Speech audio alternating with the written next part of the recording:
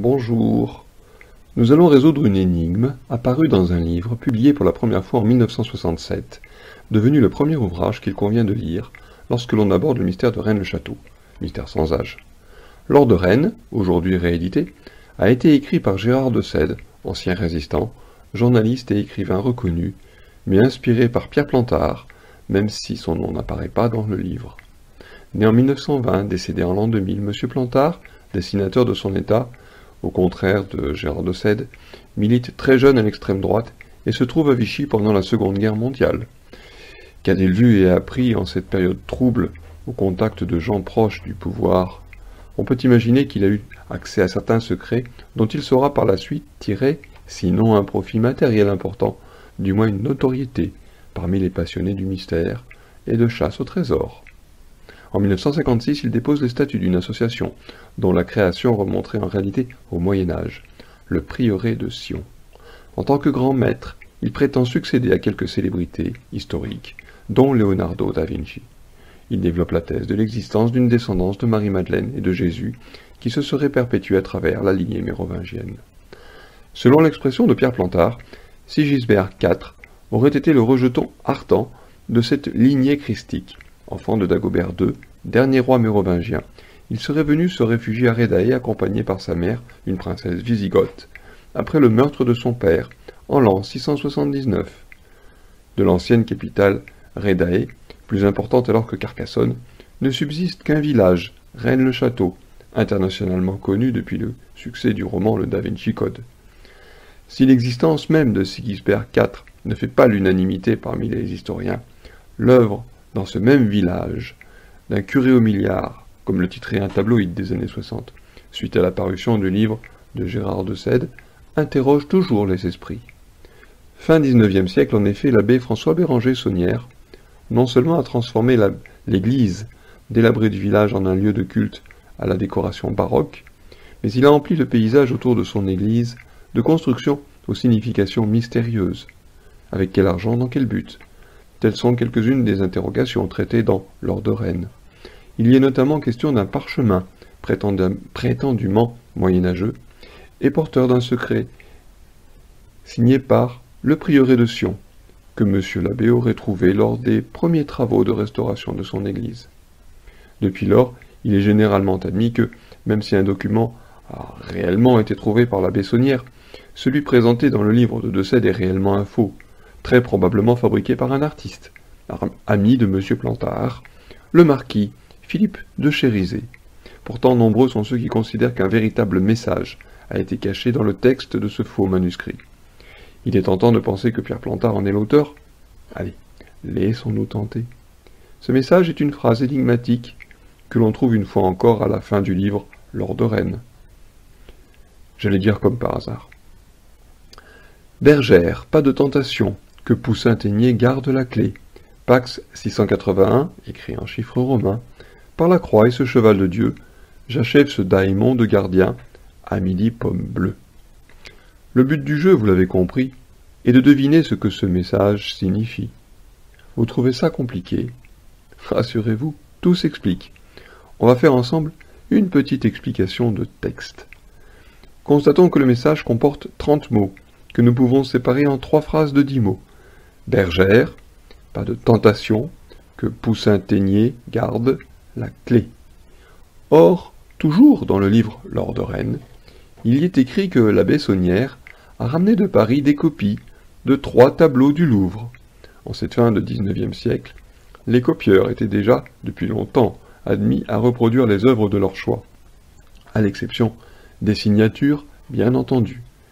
Pourtant, personne ne se souvient avoir vu ces copies au village de l'abbé Saunière. Troublant, n'est-ce pas? Ces 3 copies auraient été celles de 3 tableaux. Les bergers d'Arcadie de Nicolas Poussin. Sur ce tableau, on voit effectivement une bergère, en compagnie de 3 bergers.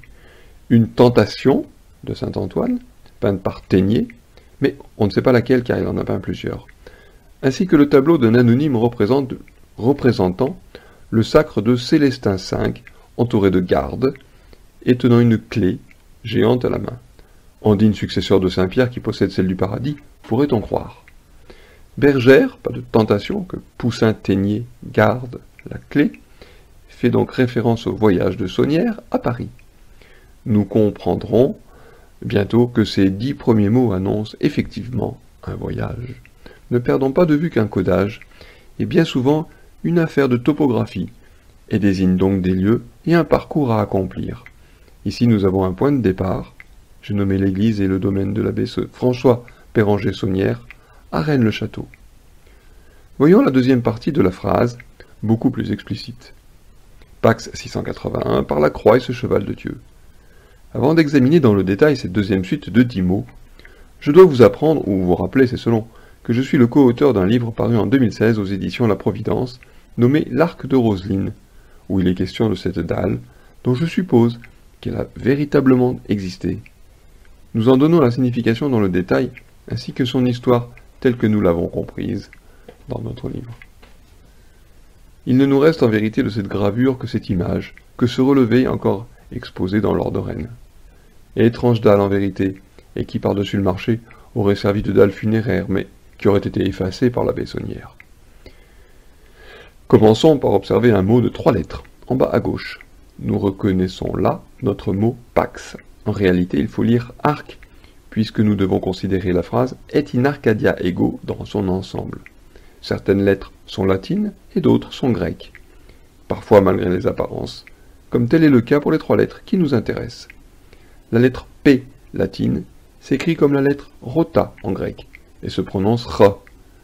Et notre X se lit cr en grec, bon, j'ai pas l'accent, tout comme dans l'alphabet russe entre parenthèses. Notons encore le fait que ce soit le A, situé au milieu des 3 lettres, qu'il faut lire en premier, arc, puisqu'il est placé au-dessus des 2 autres lettres.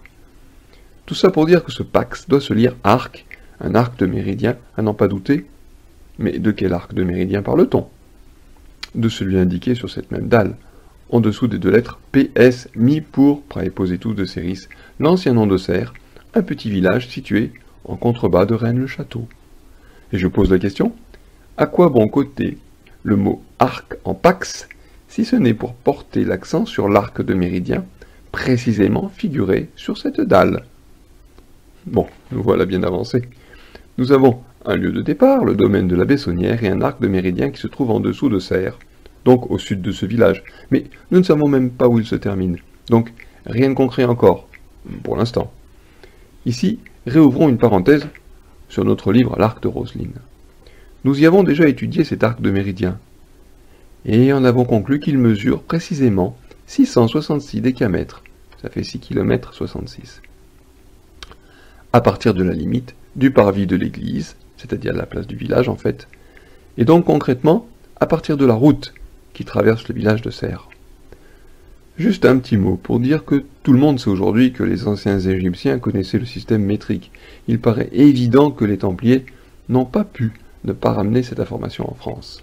À notre crédit, nous avions compris par nous-mêmes que les Templiers qui sont à l'origine du codage ayant servi de base à celui de M. Plantard connaissaient le système métrique pour l'utiliser dans leur codage, à ceci près que leur unité de mesure était le décamètre, ça fait 10 mètres.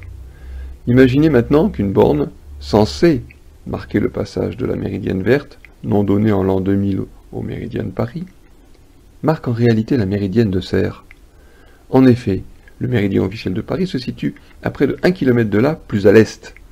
Cette borne ici à Serres, oh, c'est pour les touristes, ai-je entendu. Bon, pour l'instant, laissons le méridien officiel de Paris de côté, c'est le cas de le dire, et suivons notre méridienne de Serres, jusqu'à 666 décamètres plus au sud.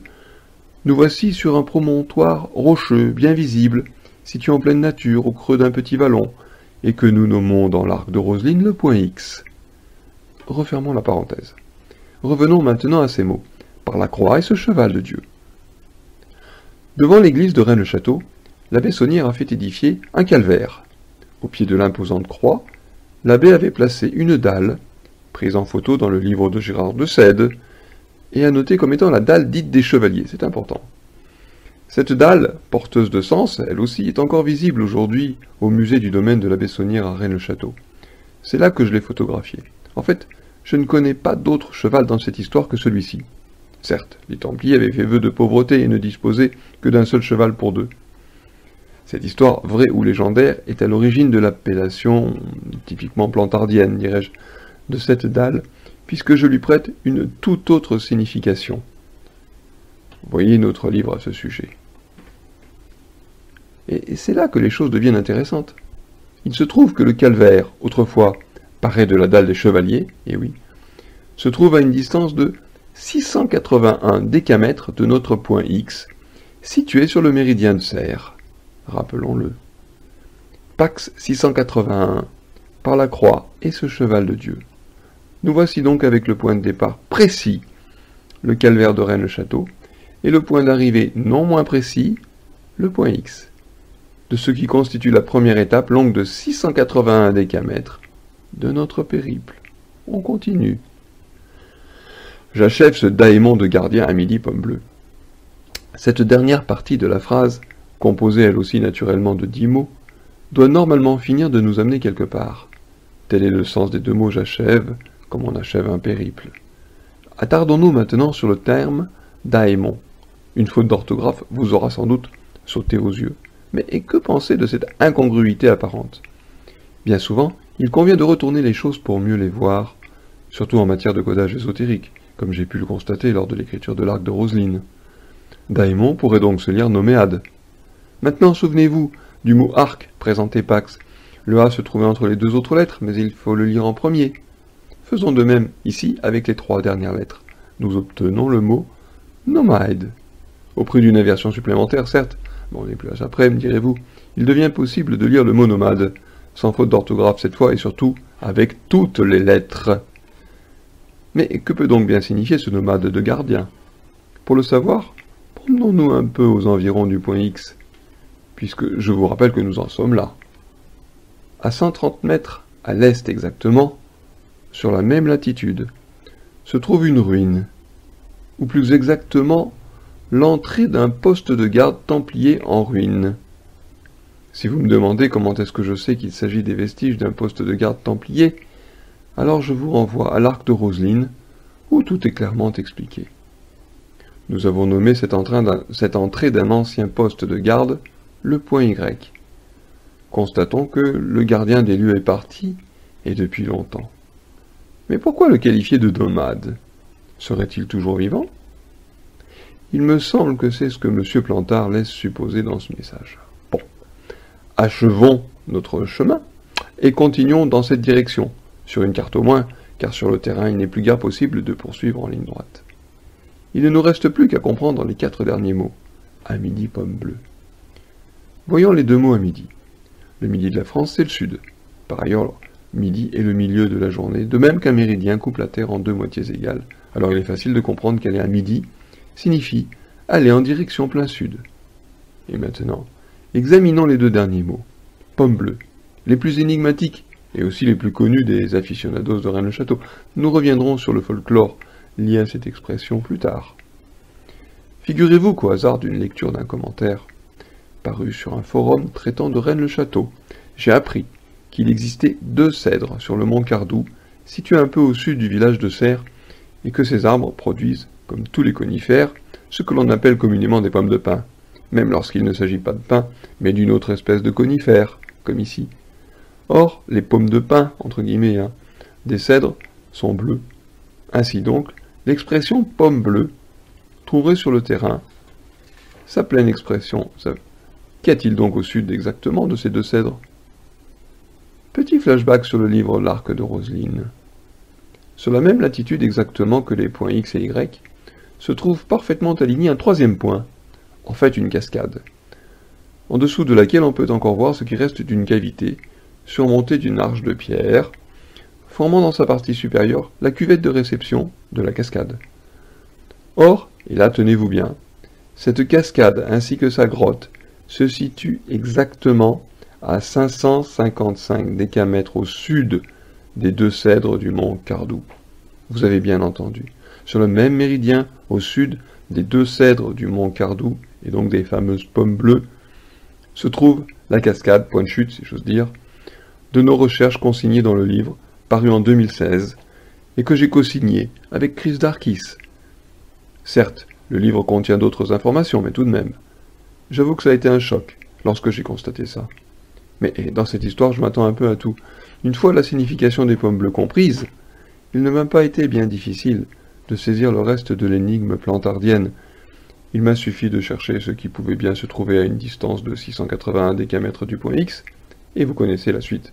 Le plus dur était fait, il n'y avait plus qu'à écrire un article sur mon site internet, à bien relire le livre de Gérard de Sède, et à produire cette vidéo. Maintenant, je pense à Pierre Plantard, qui passe très souvent pour un gros mythomane, puisqu'il a proclamé descendre du rejeton ardent Sigisbert IV, c'est-à-dire d'un descendant de la lignée mérovingienne, alors régnante, lors du premier millénaire de notre ère, issu de Jésus et Marie-Madeleine. Cette formulation, le rejet ardent, m'a toujours semblé bizarre. Alors, je vous pose cette question. Qu'est-ce qu'un rejeton en botanique? Sinon un rejet, un mot à double sens, poussant sur d'anciennes racines. Qu'est-ce que le descendant du rejet ardent? Ou plus exactement, où se situe-t-il? La réponse apparaît maintenant clairement, sur une carte. En dessous, le descendant, du rejet ardent, des deux cèdres, se trouve la grotte de la cascade. Pierre Plantard nous indiquait par là sa position tout entière formulée autour de cet endroit. Bien entendu, cela suppose de sa part un certain sens du sacrifice, pour ne pas avoir peur du ridicule. Mêlé de malice, chez ce personnage hors du commun, il faut bien l'avouer. Qui a planté les deux cèdres? Il ne serait pas étonnant que ce soit M. Plantard lui-même, inscrivant ainsi matériellement de façon la plus vivante possible, et sur le long terme, son nom, Plantard, au cœur d'une énigme après avoir planté les deux cèdres. Mais pourquoi toute cette somme d'énergie dépensée pour une simple cachette? Je pense que nous pourrions y trouver en dégageant là, où les tonnes de gravats qui la comblent sans doute, presque en totalité, un objet, et ou un écrit, ayant appartenu à ou concernant de près Jésus et ou Marie-Madeleine. Là encore, si vous me demandez comment j'en suis venu à penser ça, alors reportez-vous à l'arc de Roseline. Maintenant un petit mot sur le folklore, bien sympathique au demeurant, du 17 janvier à Rennes-le-Château. Tous les ans, à cette date, celles et ceux qui le souhaitent peuvent assister au sein de l'église de Rennes-le-Château au phénomène dit des pommes bleues. Il s'agit en fait de contempler des taches multicolores, dont certaines sont bleues, projetées sur un mur de l'église du fait de la lumière du soleil traversant un vitrail situé sur le mur opposé. Ce phénomène n'est visible que quelques jours à peine dans l'année, dont le 17 janvier naturellement, et par beau temps. À cette occasion, un repas des chercheurs accueille qui a pris la précaution de s'inscrire à temps. Pour des raisons professionnelles et familiales bien indépendantes de ma volonté, je n'ai jamais eu le loisir d'assister à cette manifestation. Un jour sans doute, j'espère. Au-delà de l'anecdote, cette célébration pourrait être signifiante. Rappelons que le 17 janvier est le jour de la fête de Sainte-Roseline, associé depuis toujours, semble-t-il, au méridien officiel de Paris, surnommé la Roseligne. Fêter le jour du méridien de Paris par la contemplation des pommes bleues n'est peut-être que le fruit du hasard. Toujours est-il que c'est la seconde fois que nous voyons apparaître le méridien officiel de Paris dans cette histoire. Notons au passage que l'arc de Roseline vous fera découvrir en quoi ce méridien, entre autres choses, est effectivement lié depuis sa création, son repérage si vous préférez, à toute cette histoire. En conclusion, je dirais que cette énigme plantardienne prend appui sur des éléments authentiquement historiques, dont, au passage, nous avons réellement expliqué la signification dans notre livre, à l'exception notable du faux manuscrit, qui n'est de toute évidence pas celui que la Bessonnière a trouvé, ainsi que naturellement du message contenu dans ce faux manuscrit et imaginé par Pierre Plantard. À moins que un célèbre chercheur pense, en tout cas il l'écrit, que deux autres personnes pourraient être à l'origine du faux parchemin, et sans toutefois citer leur nom. Hormis donc peut-être celui d'initiateur du projet, c'est possible. Voilà qui n'enlève pas vraiment l'importance du rôle qu'a pu jouer M. Plantard dans toute cette affaire. À ce stade, et au vu de la totalité des recherches que j'ai pu mener, notamment lors de l'écriture de notre livre avec Chris Darkis, je pense que des fouilles dans la grotte de la Cascade s'avèrent nécessaires à l'établissement de la vérité. Tant qu'elles n'auront pas eu lieu, alors nous serons tous condamnés à tourner autour du pot sans pouvoir avancer. N'habitant pas sur place, n'étant pas ni archéologue, ni habilité par les autorités compétentes, ni même en capacité physique de mener de telles recherches seul, je ne peux qu'attendre et prier de toute mon âme